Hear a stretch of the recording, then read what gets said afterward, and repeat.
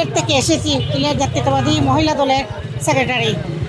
আমি 17 বছর, দীর্ঘ 17 বছর আমরা আন্দোলনে রাস্তায় ছিলাম এবং বিরোধী দলের যে আন্দোলনের যেন ব্যাঘাত ঘটানোর জন্য আমরা রাস্তায় সবসময় ছিলাম।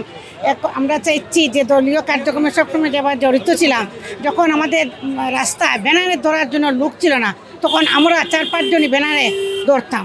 এখন থেকে কোথা থেকে এতগুলো লোক আসলো তাও বলতে পারি না। এখন আমি বলবো, আমরা পিকেটিং এবং মিছিল মিটিংয়ে সবসময় ছিলাম, এমনকি মিছিল শেষ করে বাসায় আমরা গিয়েছি আমাদের নেত্রীদেরকে নিয়ে, নেত্রীদেরকে দেখে ওরা কী করছে ওদেরকে বাসায় পাঠিয়ে তারপরে আমরা বাসায় গেছি।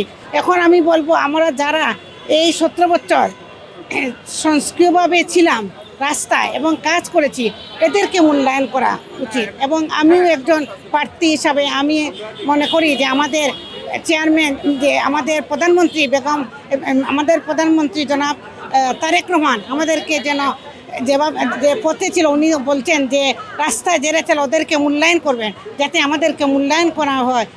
এটাই আমি ওনার কাছে আশা করি।